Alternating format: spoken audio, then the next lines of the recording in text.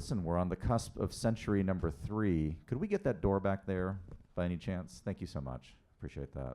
Thanks to my colleagues. Thanks to all of you who are interested here in the Texas future. Over 250 years ago, a Spanish expedition came north into an unknown frontier land. And they came north. There was a Treviño among them. My name is Joshua Treviño. Not one of my ancestors, but close enough. And they came for the right reasons, which is to say they came to destroy the French fort that LaSalle had built on the Gulf Coast. The Gulf of Texas, I mean. But at the time, that land was unpopulated, and there was a reason it was fundamentally unpopulated, aside from some Karankawa tribes. This land north of what was still not yet named the Rio Grande was trackless, had no navigable rivers, no natural lakes, and no particular productive capacity, of course, petroleum being essentially unknown at that point in human history. And so they did the logical thing, and they named it Las Nuevas Filipinas, the New Philippines, a sales job by the Viceroyalty of New Spain designed to imply that this new frontier land was a place of plenty, promise, and trade, just like the Philippines itself with its Manila galleons sailing laden with silver and wares across the Pacific. Totally false. People showed up at what became San Antonio and realized that Texas, what became Texas, was not that way. And yet something funny happened in the intervening century after many efforts at settlement and struggle to conquer the land. Texas became something more than the geographic nowhereness that it effectively was, because of the intersection of cultures and peoples who ended up settling Texas and contending it. This place that we have, this place with its still hostile landscape, it's still candidly quite bad weather. I mean, imagine that, cold weather right now, became a crucible, not just of its own future, but of the American future and the world future as well. We are now on the cusp, only 11 years away, a blink of an eye from a historical standpoint, from the Texas bicentennial. And this is why we're gathered here now. This panel is not about the bicentennial. The bicentennial will be a time for looking back, for being grateful for what we have and for what we've achieved. But we are entering upon the 3rd century of Texas as such, coming very soon. And so this panel today is going to talk about how Texas is going to shape the future. We're going to talk about the next 100 years of Texas, a future that is taking shape before our eyes right now as artificial intelligence is shaped in our state, as rockets are launched from Cameron County. From Cameron County, ladies and gentlemen. Those of you from South Texas will recognize just how truly extraordinary that is. And as the future of American conservatism and liberty continues to take shape here in the Lone Star State. With me to discuss the future of Texas are 2 great Texans. Next to me, immediately to my left, appropriately enough, I would say, is sorry, it's a joke. Oh, he's actually well over here. It's all the right of Chuck. Yeah, where does that put Chuck? Right? Yeah. Yeah. Well, it's horseshoe theory in action. Look, is what's happening. No, but from the audience perspective, I am on the far right. Oh, good. Well, everybody wins. Dr. Derek Cohen, PhD, Chief Research Officer at the Texas Public Policy Foundation, previously the Vice President for Policy and the Director of Right on Crime, which is our signature criminal justice reform initiative. Dr. Cohen currently serves as Commissioner on the State Commission on Judicial Conduct and a member of the Judicial Advisory Council. Prior to joining us, you were a researcher at the University of Cincinnati's Institute of Crime Science, football powerhouse, University of Cincinnati, I would say. Was in 22. It was in 22, yeah. And completed 3 advanced SAT trainings at the Inter-University Consortium for Political and Social Research at the University of Michigan. Graduated with a BS in Criminal Justice from Bowling Green State University and earned his MS and PhD in Criminal Justice from University of Cincinnati. So please help me welcome Dr. Derek Cohen. Chuck DeVore, who I've known had the pleasure and privilege of knowing for almost 20 years now, actually. Worked with him and for him in a variety of things. Currently the Chief National Initiatives Officer with us at the Foundation, where he writes about, so on the bio it says he writes about energy, economy, and national security, but the truth is that Chuck DeVore writes about everything, and guides the Foundation's national work in border security, election integrity, energy, and the conservative criminal justice reform. He's authored 3 books and regularly appears on Fox News, and he's also a senior contributor at thefederalist.com. Chuck represented about 500,000 people in the California State Assembly for 6 years, from 2004 to 2010. Was a Republican U.S. Senate candidate in 2010. He was a senior assistant to U.S. Congressman from 88 to 90, and worked in the Reagan-era Pentagon as a special assistant for foreign affairs. He was also an executive in the aerospace industry for 13 years. And in addition to all, as if that wasn't enough, a retired lieutenant colonel in the Army of the United States. Please join me in welcoming Chuck DeVore. Well, it's the I'm going to tell the joke that everybody's heard a million times, except for many of you in this room. This is the greatest assembly of talent since the last time Thomas Jefferson dined alone.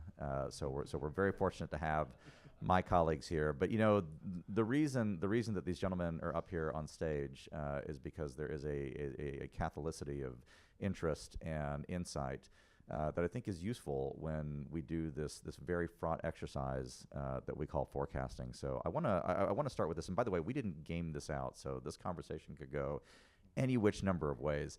But you know, I'll start with you, Derek. I mean, you know, looking to the next 100 years of Texas, I'm going to give you a false choice. But if you got to pick one arena in which Texas is going to matter in the next 100 years, what's it going to be? Yes. Oh, you want me to answer that? Okay. No, so it is a false choice because the answer actually is yes. It is going to be all of the above, and I think that's what we're going to really delve into during this panel here. But if you look at what I believe Texas is going to represent the most, I would say broadly vis-a-vis where we're at now, it's going to be Texas as an independent world actor. And now that's not, you know, Texas as a secessionist or anything like that, but as its own. This is already my favorite panel, so let's go. Yeah. So stop digging. I struck oil is what you're saying. So, but seriously, if you look at just where we're at nowadays, you know, Texas is, you know, from our own stage back on Wednesday, Comptroller Hager, you know, declared that we're the 8th largest economy in the world. You know, I heard somebody say, it must have been an Aggie, said basically, oh, well, someday we'll be number one. And so it's like, even though it's, you know, a constituent part of the United States. That being said, is we are still, even at 7, though, even we'll say at 8, and even if we take out the United States, we're at, you know, 7. Regardless, we are a world powerhouse unto ourselves. And I think that what you're seeing some of the other nations of the world recognizing that because they have now an investment in Texas's success. You know, just earlier, I think it was 2 weeks ago, we had our friends from the Japanese consulate come by wanting to make available of Chuck's knowledge on foreign policy. Just next week, we have the actual Lord Chancellor of the United Kingdom coming by to talk about criminal justice stuff. And that's not because necessarily they think, oh, you know, that's such a niche little, you know, place down in the south part of America that has this, you know, kind of wacky policy ideas. It's not that at all. This is the world's 8th largest economy. They must be doing something right, or at least want to avail themselves of knowing these particular things. So I think that, and I know we're going to talk probably more in depth about the specific bilateral relations we have with Mexico. I think we're going to break that off in a separate thing. Count on that. Yeah, exactly. So let's put that to a side right now. But just look at just when it comes to, say, trade, right? Obviously, the United Kingdom, I think, is still in front of us as a country, in front of us as an economy, but we are right on the heels of France. And so for the vitality of the United Kingdom to keep growing, they're going to have to invest in the Texas economy, or part of their industry is going to have to invest in the Texas economy, and that's what we're seeing. You know, we talk to our friends at these consulates about what their native industries can do in Texas. You know, because obviously it's a lot easier to say, you know, we have a good business environment. Oh, we'll just make your business environment like ours when they have no semblance of a constitutional order like ours. But yeah, we have a place where even businesses from foreign countries and countries that are not, or businesses that are not looking to eschew their national identity at all can still come to Texas and succeed. And I think that's where we're going to see, at least at the beginning of that 100-year runway, we're probably going to see that ramp up a lot, is economic dynamism brought in by foreign investment. Chuck, what do you think? One thing forcing you to pick that's going to make Texas significant in the next century. The freedom to be the most liberty-minded state in the nation. What you've seen over the last few decades is Texas has consistently been number 1 or number 2 among the states in net domestic in-migration. So the number of people who move out of Texas and the number of people who move into Texas within the United States. For years, we were number one. A couple of years, we were number two to Florida. I think we're back to number one. And so what's happening is Americans are voting with their feet.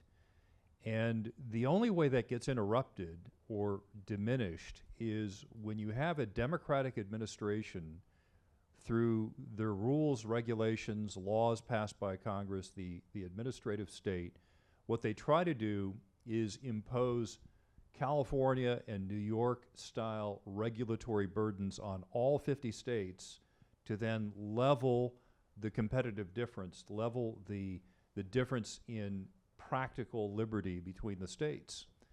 And you certainly saw that under Biden. You see that with things like the Inflation Reduction Act or various efforts from the Environmental Protection Agency or other entities to essentially make Texas like California. And they do that because they know that their model of governance cannot hold up to the competition. They use terms like race to the bottom and all this stuff to describe what things are like here in Texas versus California.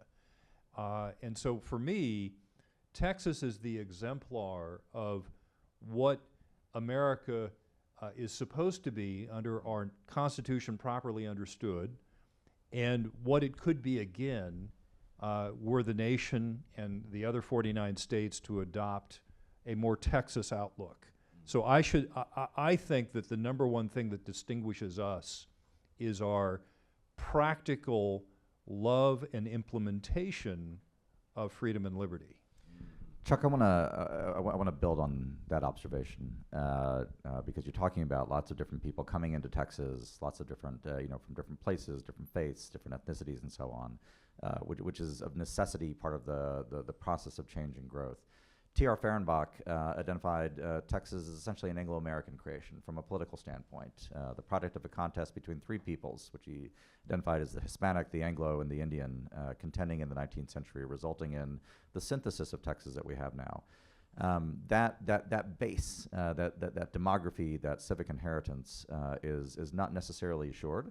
I can say this firsthand. As a product of Anglos and Mexicans, and some of you know my kids are Chinese, and so Texas is changing. How does Texas in the coming century maintain Texanness? I want to ask you both this. Chuck, I'll start with you since I'm riffing off of your thing. How do we maintain Texanness in the face of that change? I think it's a multifaceted issue, right? So you talk to land developers in California that do business here, and they'll tell you, and this is a number of years ago, so it may have gotten worse, and you certainly see this with the reaction to the Pacific Palisades fire, where my former colleague in the Assembly, Mayor Karen Bass, is essentially saying one thing and doing something else entirely and allowing people to rebuild. But these developers will tell you that in much of Texas, it'll take them only 5 months to be able to get a permit to build like a strip mall.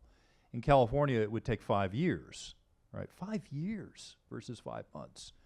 And so if you look at business formation in Texas, if you look at the ability of someone to really live the American dream, the Texan dream, by creating their own business, managing their business, being essentially the captain of their own fate, that I think is a very important thing. You look at things like high school graduation rates, which are higher, have historically been. Obviously, we have work to do, but historically have been higher in Texas, not only for the white non-Hispanic minority, but also for the majority minorities that live in the state, for black Texans, for Hispanic Texans.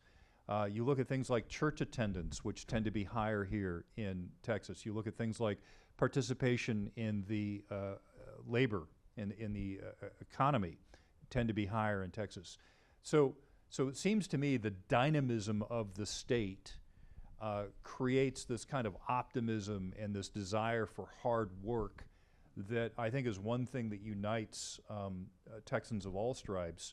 And that's something that I think that we can build on. And it's very different than in other states that have had stagnant economies, and you get into arguments over dividing a shrinking pie. That's a very different argument, a very different psychological mindset in other states. Derek? Yeah, well, I couldn't agree more with what my colleague just said there, because I think that captures it. I will yes and what he said there. And say and tease a little bit of the work that we're probably going to talk about here on this very panel with our work on Texas identity. And long story short, just a little tease of this. We'll give it a little longer discussion later on. But one of the things that we've done in our research pursuits is actually trying to understand how Texans think about Texas. And we looked at people that have been here. We looked at people that have just arrived here. People like myself who come from the extreme north of Texas, known as Ohio. All that to say is looking at the different, basically the different situations that could allow someone to be in Texas, whether it's ancestry or move here. And one thing that we found, though, because if you think about how we talk about, people who move to Texas, it's, the jobs are good, the jobs are good, the jobs are good. Yes, the jobs are good. The thing is, that is not what's pulling people here. There are other states with vibrant economies, maybe not as vibrant, but let's say, there's plenty of, orange juice growing jobs down in, yes, you grow the juice directly, down in Florida or whatever the case might be. People move here because of their identity. They're identifying with this zeitgeist of the state itself. We found, I remember that one respondent that we reviewed in this exercise, and this individual was a Muslim, a practicing Muslim. And you'd figure that they would have some sort of unique perspective. They're like, I get to practice my faith as I see fit. My neighbors support me in doing so. And there's low property taxes, and it's a freedom-loving state, to Chuck's point. Basically thinking of something that is so central to their identity as their own faith, being able to just, it's like, but I'm a Texan. And so seeing that actually come to the front was one of the most rewarding things of that progress, and so that's why people move here from Ohio. They move here from California. My colleague down here in the front row, Eric, moved here from the city of Austin. They moved to Texas for a reason. And I think that that's one of the things that we cannot lose sight of, is that Texas, qua Texas, is its own entity, as opposed to us having some sort of emergent entity post hoc. And that research, by the way, that Derek helmed, if I could commend it to you, it's called the Texas Identity Project. It's on our website at texaspolicy.com, and I think it's transformative in understanding like what makes us us. And this does relate to the topic of looking into our third century. The central symbol of Texas. Do you recall this one from because we looked at 4 different groups: New Texans, Black Texans, South Asian Texans, and Hispanic Texans, and the number one symbol that united them all was, you recall? No, what was that? It's the Alamo. That's The Alamo. Everybody loves the Alamo. And if your parents are from Bengal, why do you care about the Alamo? Well, it turns out it's because of what it means. Let me shift gears a little bit, and again, Chuck, I'll pitch this to you first as the former Californian. I almost said the Californian, but as a former Californian, as the best of California, which means you're a Texan now. Right, yes, in exile, but your children will lead the crusade back in the fullness of time. There's a lot of tech guys moving to Texas. Texas has become, when you think about the future of Texas, the next 100 years, immediately, this is sort of the heuristic that our minds grasp for. It's the guys creating thinking machines and rocket ships going to Mars, and so it's almost a new element in some ways in Texas life. Tell us a little bit about that. What is that going to make Texas look like in the next 100 years? Yeah, so it's kind of an interesting, complicated thing. The Texas's involvement with the tech world actually goes back to the Cold War, where if you look at the early range fans of Soviet ballistic missiles, they couldn't hit Austin. They weren't long range enough, and we knew that we could track down the Russian subs in the Gulf of America and destroy them before they hit us. So the government actually invested in tech in Austin because they thought it would survive a nuclear exchange. And so that's how we got Texas Instruments, how we got the kind of the nucleus of things at UT. Well, fast forward 50 years, and now you're beginning to see something interesting, right? You're starting to see the effect of tax and regulatory policy in the birthplace of the modern information age, which would be the remains of California's dominance in the defense and aerospace industry that I worked in, and all the major headquarters in California. And then by the time I was termed out in 2010, they all left the state. I'm hoping there's no cause and effect of my time in office. But the reason why they left the state, and the reason why we increasingly see them coming here, is we have lower labor costs, we have lower land costs, we have lower tax rates, we have a lighter regulatory burden. So you can make more money, you're more free to innovate. So California still dominates in venture capital formation, But Texas, for years, has actually been the #1 exporter of high-tech equipment. You know, where you're actually manufacturing. It's eclipsed California years ago. And now you're increasingly seeing the brain power part of things come here as well. And by the way, it isn't just Californians moving here from Southern California or the Bay Area, Silicon Valley. It's also homegrown talent or people moving here from other parts of the country to work in that industry. Because a lot of the California tech bros don't necessarily want to move to Texas, right? It's like, oh my God, they've got guns here, right? And the weather is terrible. Yes, it is. Go stay in California if that's something that you care so much about. And so I really think that because of all of our different advantages that we've had from a business standpoint, you're beginning to now see the first signs of the critical mass needed for an enormous amount of collaborative creation of intellectual property here in Texas, and that's something that heretofore was really mostly found in Silicon Valley. And I think that really is an exciting aspect of our future. On the topic of defense production in Texas, I'm reminded of a real-life incident in 1986 when the United States bombed Libya in Operation El Dorado Canyon. And the Libyans had a fragment of a Texas Instruments provided panel from one of the munitions that had my aunt's office address on it. So that has entered family lore. That wasn't that the plot for the first Iron that's Man? That's why she had to kill Gaddafi. Actually, yeah. So. But you know, I want to, Derek, you as somebody with a great sensitivity and understanding of because of your roots and also because of the work that I've seen you do in Texas for what I'll describe as just traditional cultures, ag, small town life, that kind of thing. There is an intrinsic conflict. I wouldn't say an inevitable conflict, but it is nonetheless intrinsic and something that Texas in its third century is going to have to manage between the makers of the new tech future and you know, our more traditionally based way of life. I will venture to say that the town of Starbase, Texas, may have fewer churches per capita than perhaps the rest of Cameron County. And so, like, how do we reconcile that? Is one going to bulldoze the other and erase it, or is there going to be a synthesis? Will it be antagonism? Is there going to be a town versus gown conflict for all time? What do you see when you look forward into that? Wow, that's a great question, because I think that story is largely unwritten. But were I to guess, were I to speculate, which I'm on a panel with a microphone, so I guess that's kind of my job, I would probably say that you're going to see an evolution into probably what is more of a like if you look at syncretic religion, say, where you have two religions kind of co-locating, and then they kind of borrow from each other's different camp to create what is essentially one distinct from either of the two. That's not to say that I think that is going to be erased, but what I think is that there is still going to be that, we'll say, would I be fair to say tech libertarian kind of backing on that?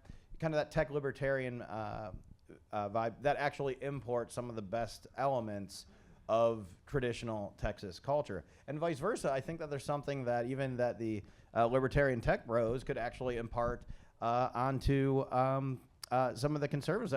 And that's not to say that it should erase, but look at some of the can-do attitude. I just did my podcast downstairs with Brian, and the guy is over the moon about what Elon's doing with Doge.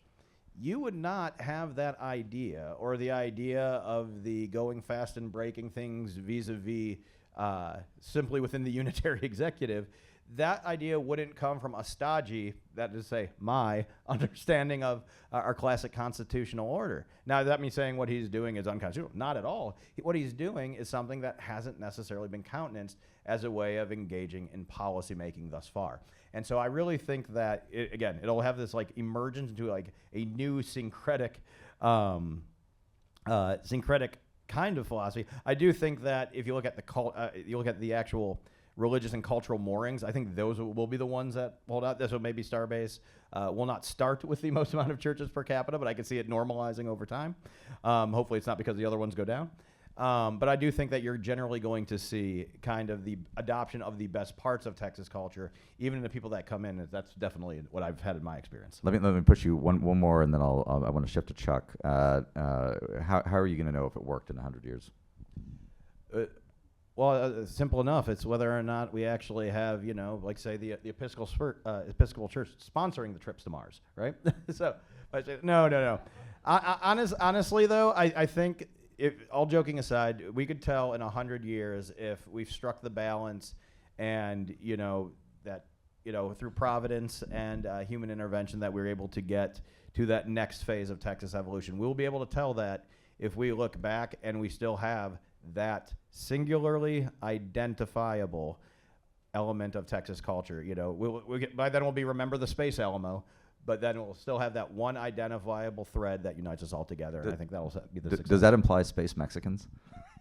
Okay. Yes. Okay, very good. Chuck, actually, I want to ask you the exact same question, and then I have a follow-up for you on network effects. So go ahead.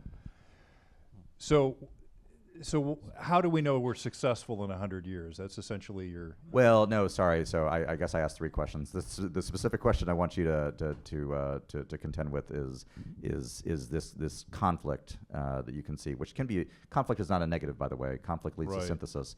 But a conflict between, say, imported tech people versus small-town Texas. Yeah, I guess I don't see it much as a conflict, because the nature of the work they're doing will always mean that there'll be a very small minority in the state of Texas. The type of people capable of doing that sort of knowledge work is vanishingly small, very valuable, very rare. When you look at, for example, Doge, which has been mentioned, and you look at these individuals that the left has criticized, like, who are these children, dismantling our government? And of course I laugh, because they're all about the same age as our founding fathers were when they drafted the Declaration of Independence and stunned the world by declaring their independence from Great Britain. It's like, okay, yeah, I guess I'm not so concerned about that. But the point is that those individuals that were inspired and recruited by Elon Musk to help President Trump, those guys are not a dime a dozen. Those people are kind of rare. They're that sort of genius class of person. And so as a result, when you look at a state of 30 million people and growing, and then you think, okay, how many of these people are really out there in America that can do this sort of work to a high consequential level? Is it 5,000? Is it 10,000? Maybe 100,000 at the most? All right. If it's 100,000, what percentage of 30 million is 100,000? Well, okay, it's less than 1%, and so they may have an outsized influence on our economy, perhaps even on a bit on our culture. They may inspire people as far as reigniting America's interest in conquering new horizons, literally colonizing the moon, going to Mars, that sort of thing.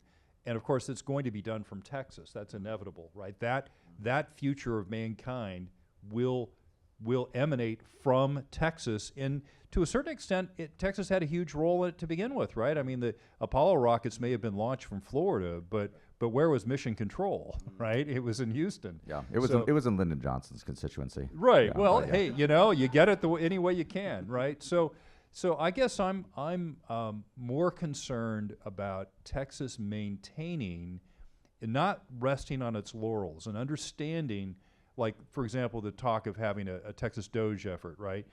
Because the nature of government, and we see it in local government in Texas, right, which continues to grow at a far greater pace than it should. And so that could potentially be a huge threat to our success, is this rapid, out-of-control growth that we're seeing at the local level. That's going to consume resources and slow things down and potentially allow Florida to eclipse us, that sort of thing. Chuck, as a former Californian, you're well aware that the Silicon Valley and New York City, for all their drawbacks, maintain their positions at the helm of the frontiers of industry and finance because of these accumulated network effects that take generations to arise, and then once they're entrenched, they're very difficult to disestablish. I think of the city of London, which hasn't had much to commend itself for 75 years. But it's still at the pinnacle of finance. I don't say this as a joke. I mean, it's quite real. In the coming century, is Texas going to be able to achieve that kind of a network effect? Oh, yeah, absolutely. I mean, look at the Texas Stock Exchange. Whoever would have thought that would be created? And why was it created? It wasn't just to to meet the ego requirements of Texans or of the governor. It was created because the New York Stock Exchange is accumulating regulatory friction like barnacles on a ship. And you see that as well with Elon Musk pulling his corporate papers from Delaware after that socialist Delaware judge denied him his bonuses and stock options that the board of directors and stockholders of Tesla granted him. She just unilaterally reversed something like $35 or $40 billion, saying, no, you don't deserve that. He's like, okay, fine. We're no longer incorporated in Delaware. Bye, right? And so it's things like that that I think, and you're right, these things change slowly, but the problem is that Californians, and I know this firsthand because I served with these idiots when I was in the legislature, they are that's a collegiate term. They are so arrogant about the overriding qualities of California that when a company says they want to leave because of the regulatory or tax burden, they literally say, fine. And then they'll throw in a few choice F-bombs, literally on Twitter, and say, get the F out of California. We hate you. Get out of here. You're non-patriotic. And so imagine that sort of attitude in the legislature and how over time, now that those networks that you talk about are more readily replicated through online interaction, people are more mobile, capital is more mobile. I think that the collapse of California could come. What was it? F. Scott Fitzgerald was it? Bankruptcy suddenly. Oh, actually, no. That's a Hemingway. Yeah, it's yeah. Hemingway. Suddenly and then all at once. Yeah. Yeah, yeah. So I think that you may see that in California, that its decline may be gradual, then all at once. Derek, as an academic, which I say as a friend. Tough love is necessary. Well, we have to speak truth here. But as an academic, actually, I mean, assuming that you think, and if you don't, that's feel free to push back. But assuming that you think that, let me finish the sentence. It's gonna be a long panel, everybody. Assuming that you think it's a positive thing, and if you don't, absolutely feel free to push back. But if you want to generate those network effects, what has to change in the next 100 years in Texas academia to facilitate that? Looking at the California model, which wouldn't have happened without Stanford and the UC system. Right. So that's actually a really good question, and I think that speaking as a recovering academic, who still does academic things, much like a scorpion stings a frog, I guess. Essentially, the current model of academia, and I look out in the audience, I see my colleague Brent Bennett, who also has his PhD, would probably agree with me on this. The current model of academia is dying. It has been dying for about 20, 30 years now. And I think that that's only going to be accelerated, not because of the actions of the Trump and Vance administration. It's dying because of the, I would say, even quasi-mercantilist mindset, much like what Chuck was talking about with the companies or should I say, the people regulating the companies in California, that they impose on themselves. How many of you saw, this was something that did not make the news at all. How many of you saw, I believe it was 2 weeks ago, and it was a big firestorm in academia, but normal people had soccer games and garage sales to attend to. How many of you saw that the National Institute for Health and the National Science Foundation put a 15% cap on indirect funds? Oh, that's actually a lot more than I thought. I should have done some polling first. I didn't know that. Yeah. So for the uninitiated in the room, what that essentially said, the way grant making works, and the way that a lot of not even just tier one, but a lot of research universities pad their budgets, is that they go to the NSF, the NIH, and they say, I would like to do we'll use a $100,000 research proposal. I'd like to do a $100,000 research project. And of course, that'd be a very, very small research project in the money that we see usually. Shrimp on treadmills. Yeah, exactly. In zero gravity, of course. Yeah, because we know we have the general corpus of shrimp treadmill performance. We need to get that in zero gravity. Anyway, so I would ask for $100,000, and they would go, "That's a great idea for your anti-gravity shrimp treadmill. We will go ahead and fund that."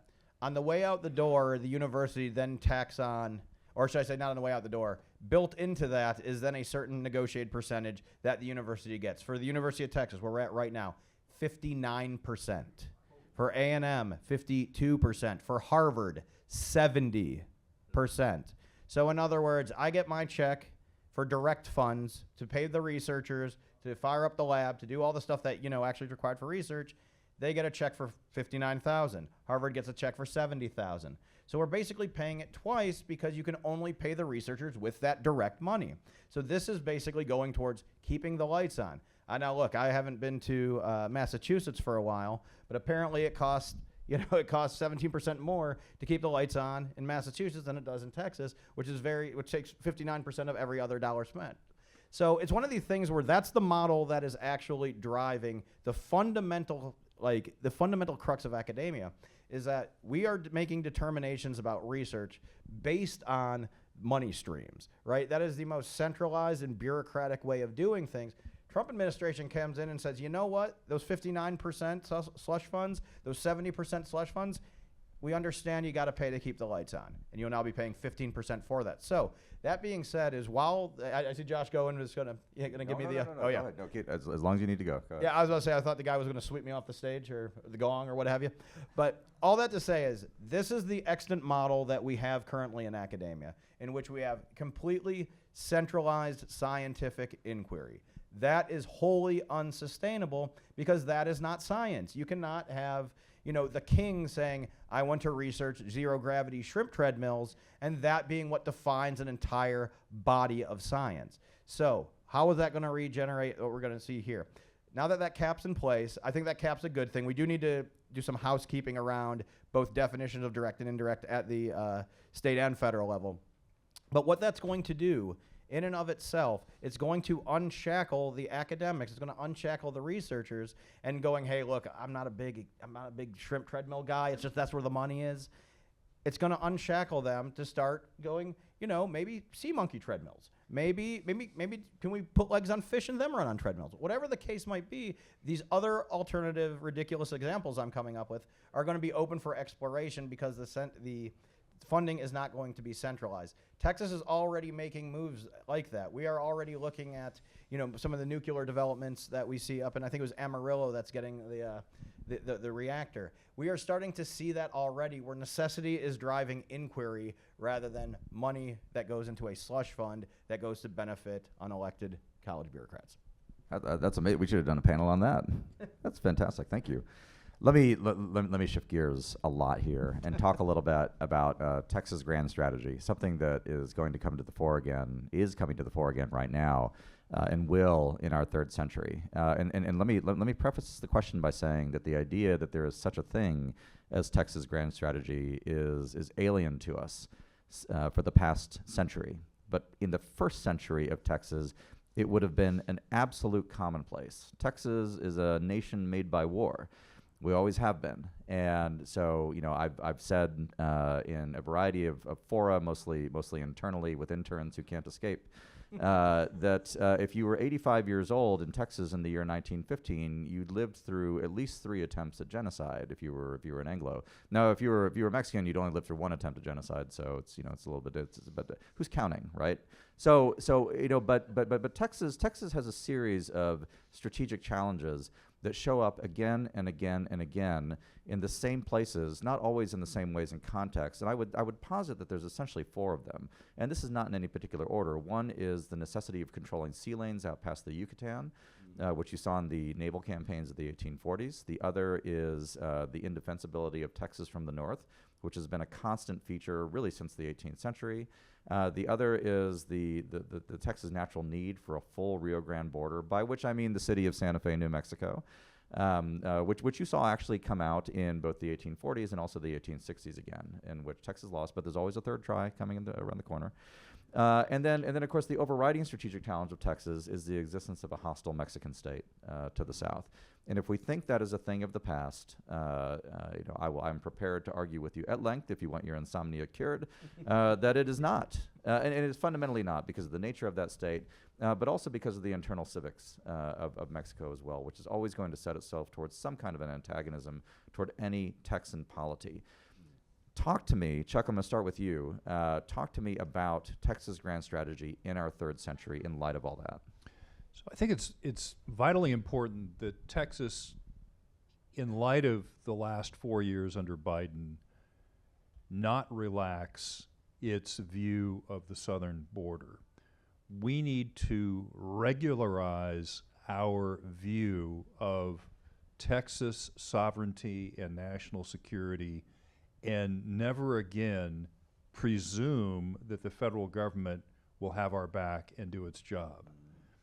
And so what that means then is we need to formalize what has so far been a ad hoc deployment of the Texas State Troopers, the Department of Public Safety, the Texas National Guard, and the deployment of the border buoys and the concertina wire, which, by the way, this foundation and their attorneys, some of which I see in the audience, were instrumental in helping Texas maintain against a hostile federal government and their allies in allied groups like the ACLU.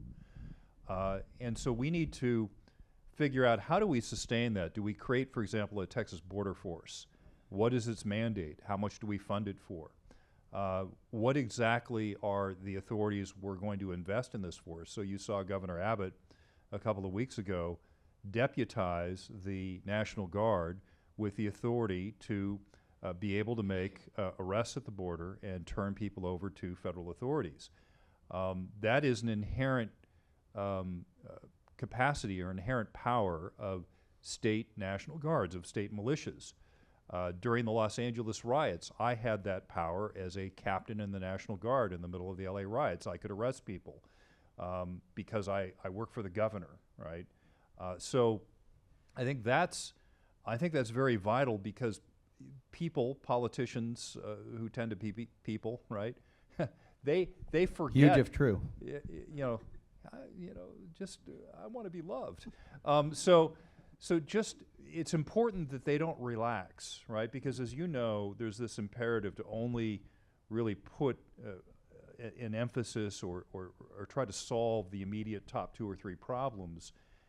We're always going to be close to Mexico. We're always, just by geography, this is going to be an issue, just like with the Mexicans, right? Oh, poor Mexico, so far from God, so close to the United States, right? So we have the inverse of that equation, I suppose. So we need to retain that focus on maintaining our security and sovereignty to the southern border. Derek, fire up DCS and tell me how this is going to work out.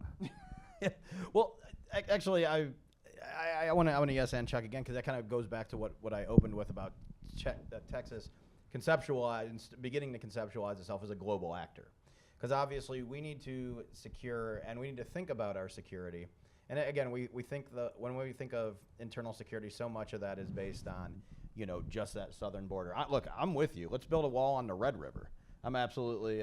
Amen. Yeah, I'd sign up with that for that tomorrow. But we need to start, even though that we are an inextricable piece of the United States, we definitely need to think of our central polity within Texas as its own global actor. And that goes across every domain possible, not just the economy that I talked about earlier.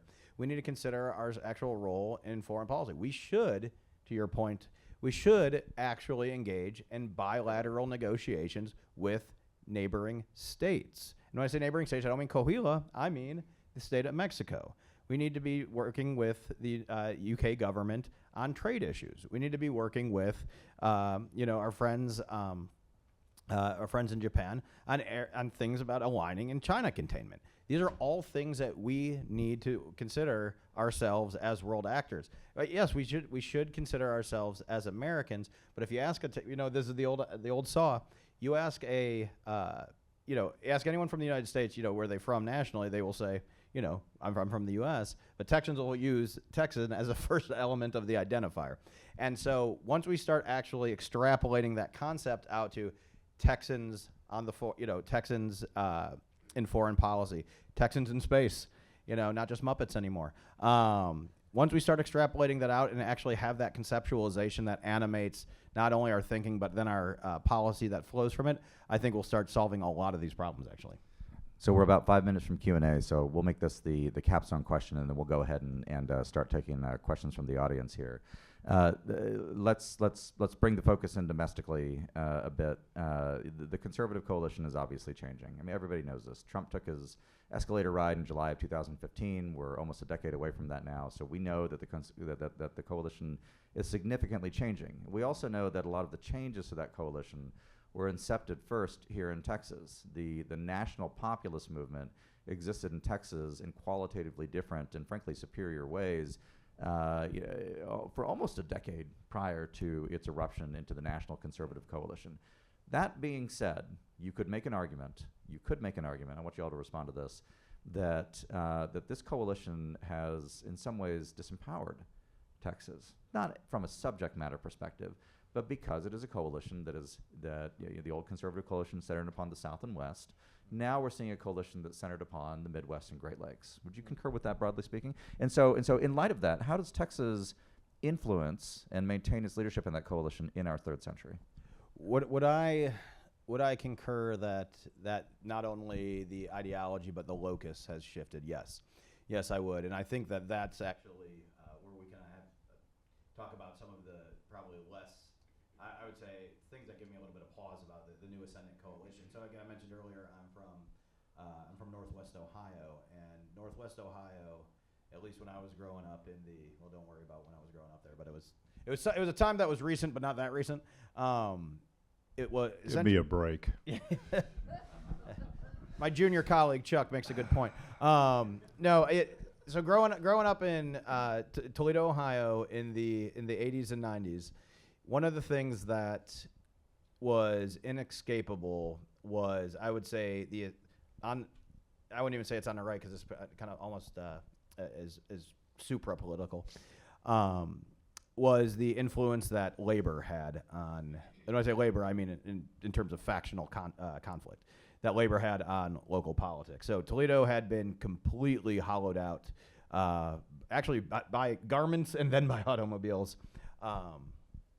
It's basically the town, Billy Joel's song Allentown, but without the beautiful scenery.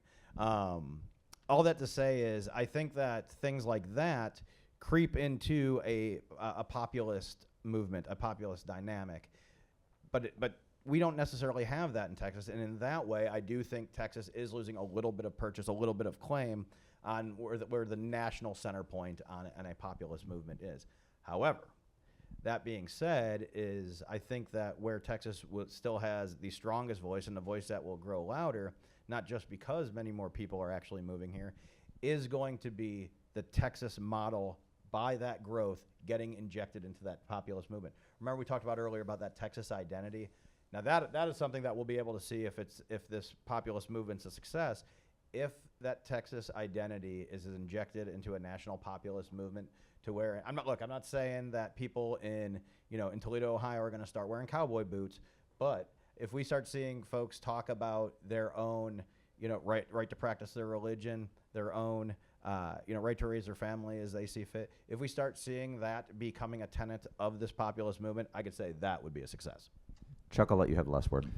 Yeah, I'm kind of puzzling over the effect of a true census and redistricting. So as you know, the left in the waning days of the Trump administration, the early days of Biden, put their thumb on the scale of redistricting, prevented California from probably losing 2 seats, prevented Texas from gaining 2 additional.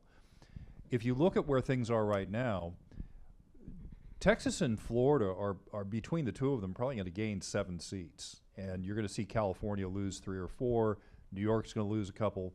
And so the gravitational center of U.S. politics will continue to shift to the south because of these demographic changes. And some of these battleground states may or may not be battleground states in the future. Ohio used to be battleground. Now it's safely red.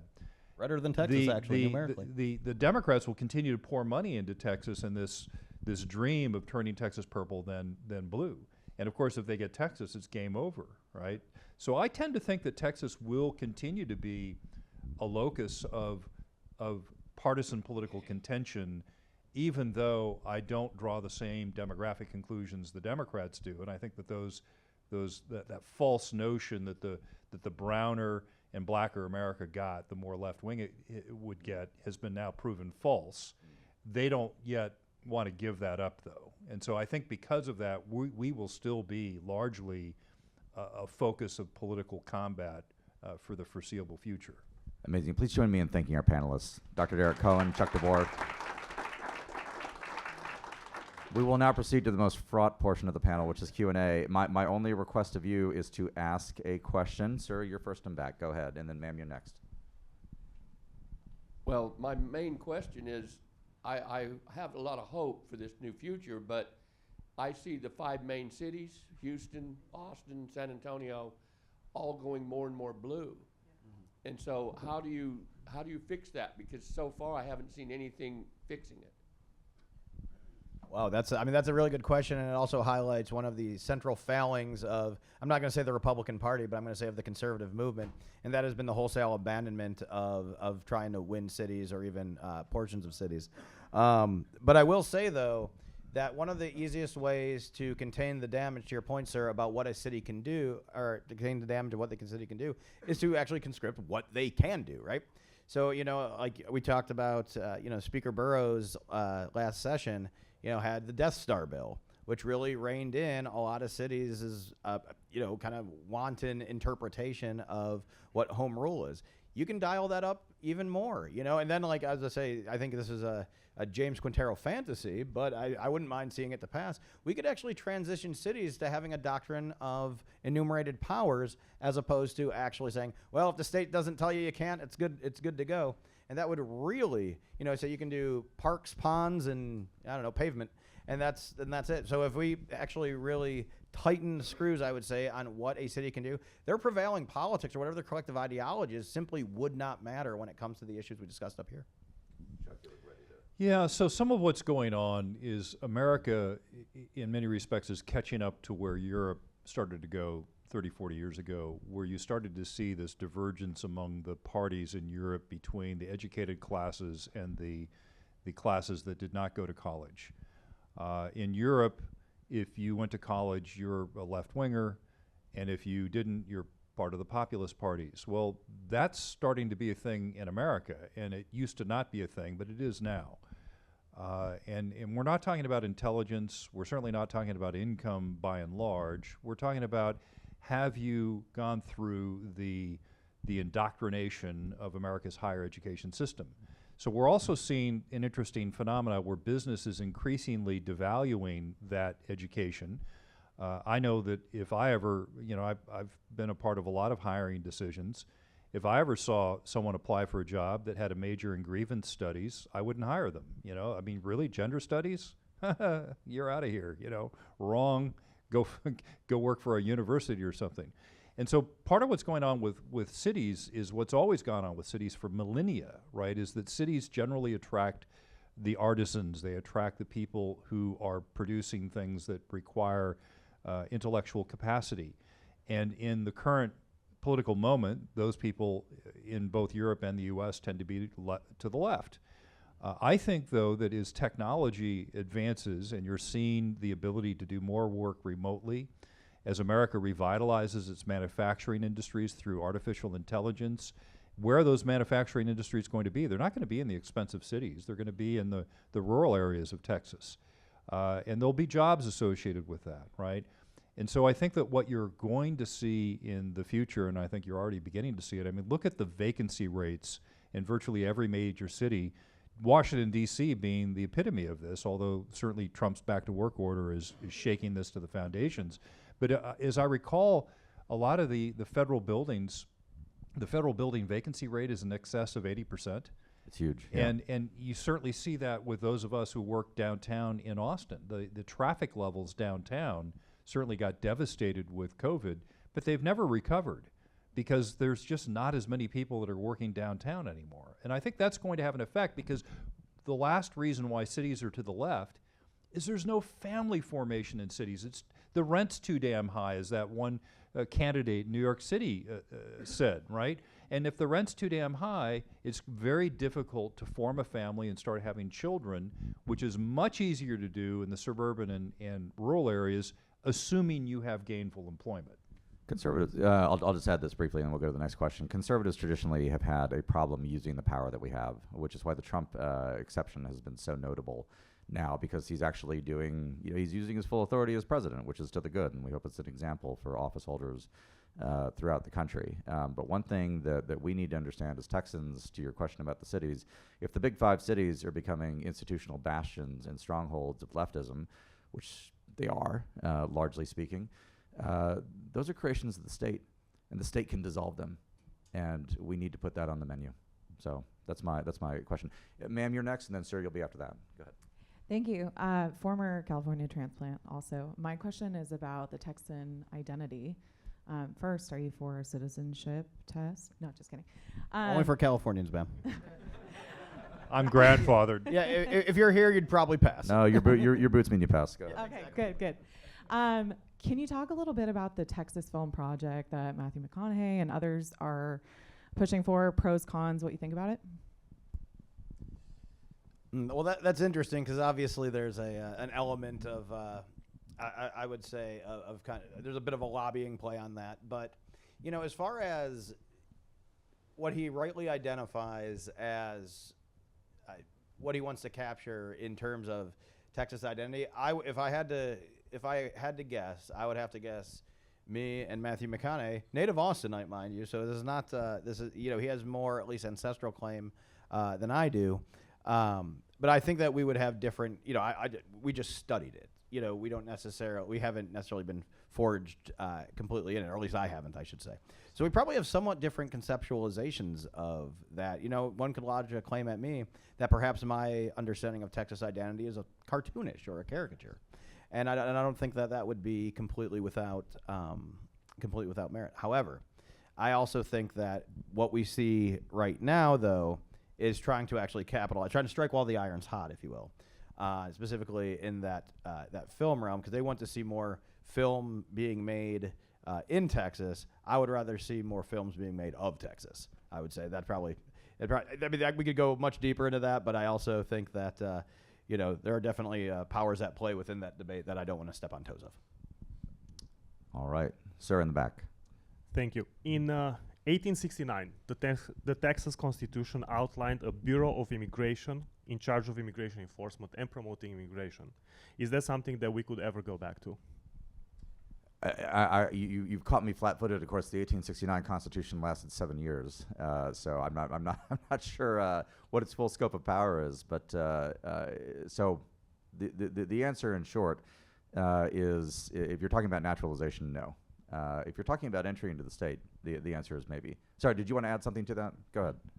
Yeah, I can totally follow up on that. Please. So right now, the federal government is in charge of enforcing immigration laws, right? So is there a way to make it constitutional for the state of Texas to have law enforcement in the state of Texas in some sort of way or shape or form be involved in immigration enforcement? I'm not necessarily advocating for people being stopped randomly on the street because they have an accent. I mean, hello.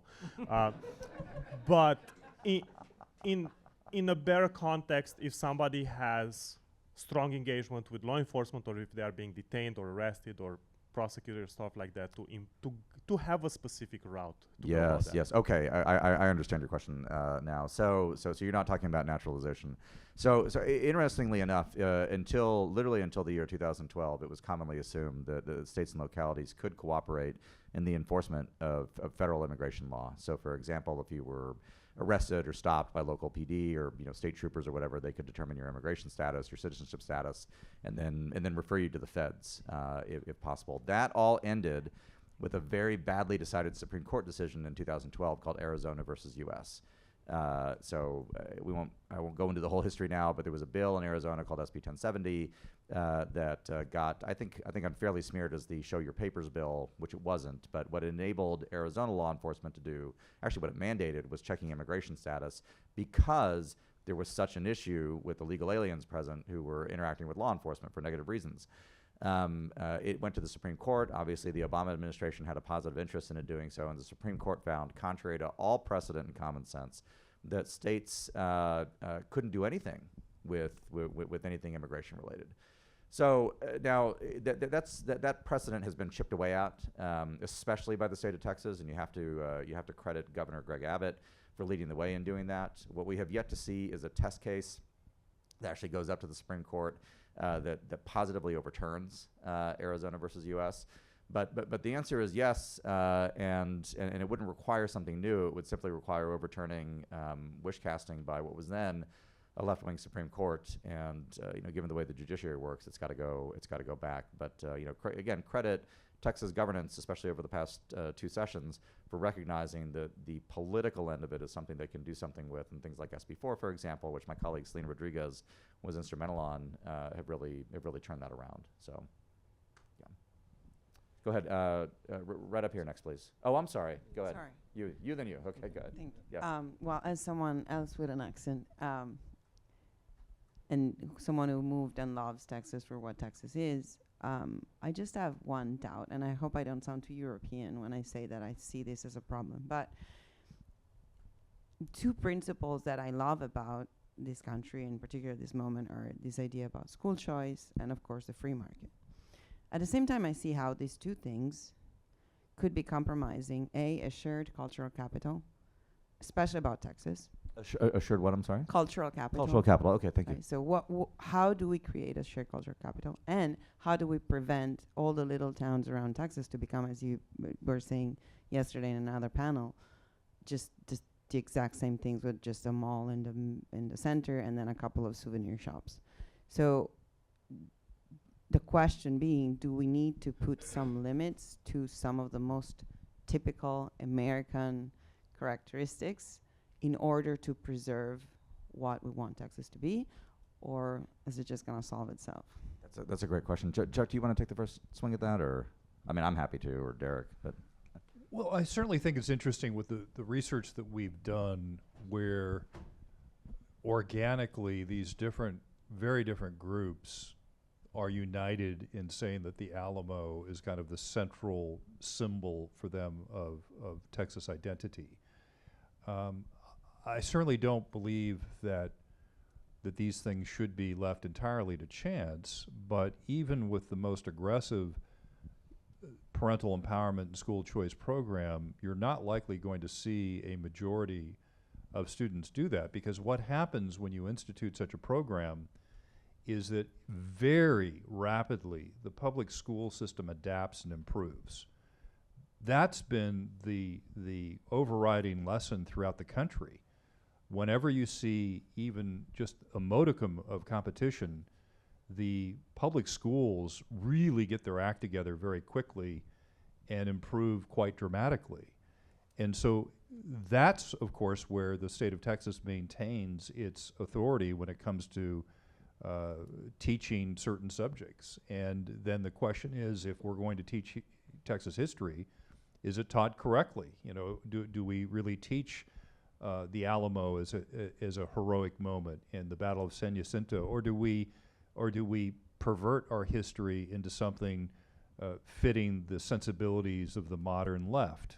And that's, again, something this foundation has taken on. Yeah, and I just and Chuck, as Chuck hit the nail right on the head, is I think that there is going to be, like we said, like a syncretic or like an emergent process on how that culture develops, but it's making sure that you address some of these more malign segments that Lieutenant Governor mentioned yesterday. From the stage, you mentioned earlier about the left's move to try to revise the history around the Alamo, just because some little disgruntled opinion columnist at the Houston Chronicle just had this alternate fringe theory, and things like that need to be addressed. Now, I will say that is something that when the left has a problem with something that we believe, their ideas are often to try to cancel or suppress. Ours is, no, we're dragging it out into the light, and we're going to refute this in the broad light of day. See what what Governor Abbott did on our stage with SB2 during his talk. So I think that you have different ways of addressing that, but I don't necessarily know if there's going to be a policy solution for that. But I think there's going to be, and we have seen cultural solutions already afoot. I love this question because asking questions about shared culture and the necessity of a shared culture is fundamental to the maintenance of our liberties. So thank you for raising it, because everybody should be asking this. I will say that the reason that we have public education in the United States, first codified in the 1787 Northwest Ordinance, so older than the Constitution, is specifically because Thomas Jefferson explicitly understood that citizens required training in citizenship. And so as a consequence, we have always supported public education. Now, public education now, 250 years later, it's not what it was in the founding era. But totally agree with Chuck. School choice is not going to dissolve that. The forces that dissolve that shared culture right now are almost all in higher education. And it is the institutions of higher education, including the university at which we sit right now. And I hold a degree from this university, all right? So I'm not inimical to it, antagonistic. Sorry, Aggies, but you know, this is a good school. But the reality is that if you want to look at the incubators of the forces that want to dissolve Texas, that want to take away our common life, they are in our higher ed institutions above all else. Yep. Only media comes as close to a threat, and so we have to reform those first and foremost. That'd be my recommendation. Thank you for the question. Next question. Yes, ma'am. And hopefully this is clear, but just given the fact that several of us are just maybe younger and want to be part of like shaping these next 100 years, could you outline what those core principles of a Texas identity and a young conservative identity should be? And I know we alluded to the Alamo and to liberty, but do we need to have a shared identity given just the diverse demographic of people in Texas? How do we move forward, or what do we all need to agree to no matter what? Yeah, I mean, so that's the question, isn't it? And I think you know, you cast it in the sense of you being young. Everybody's young to me, so yeah, you're young. But it really is the same for every generation. I mean, Texas is the fulfillment of the American ideal, right? And that's something that we have to understand. You know, Texas has something else, and I think you and I have talked about this, Rebecca. I've talked with several of you in the room about this in various fora before. But what makes Texas different is that we fought for it. We fought for it. And that's really something that only 13 other states can say, the original 13 colonies. And even they've forgotten most of what that's like. But in Texas, we have the intersection of the idea, the American idea, and it is specifically American, and the struggle for the land. And Texas is a place that makes us still fight for it every day. You know, we joke about how unpleasant Texas is. My wife's from the Midwest. She was shocked that she couldn't walk barefoot in the lawn here because she'd get eaten alive by the fire ants. She didn't know what fire ant was. Texas makes you fight for it. And there's actually meaning in that struggle. There's meaning in the fact. I mean, we got our water expert, Aaliyah Formont, back there. How many natural lakes are in Texas, Aaliyah?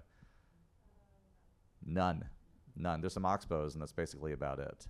And so you're talking about a hard place with a history of violence and efforts to establish ourselves and struggle that need to be constantly recalled. So I think this gets to the answer to your question. We have to constantly recall that. Not to put you on the spot, but you're from San Antonio, right? How old is San Antonio? San Antonio's got 300 years of history to it. In fact, you're celebrating the tricentennial when? 2030? 2030? Soon, yeah, soon, very soon. You should know. You're in city government. Yeah. But you know, you've got a tricentennial. But San Antonio has been the site of not one but two major battles that changed the course of world history. San Antonio has been attacked by Indians multiple times. It's been subject to raids. It's been this. It's been that, and it has survived. And to recall that and to understand that, so that when people see what they walk past every day, whether they're in Austin, Dallas, San Antonio, or anywhere else, and know that they will be judged, well, they'll be judged by the Lord's criteria, but they will be judged in civic prosperity, strictly on a worldly scale, based upon the extent to which they earn and deserve the inheritance that they've gotten. That's what we have to do.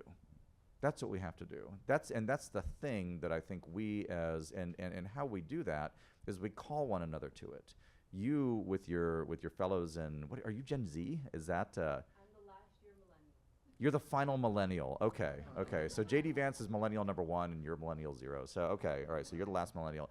But you and your colleagues and those around us should be calling one another to this understanding. Should be reminding each other of who we are, and that this is what gives us meaning, the fact that there's suffering.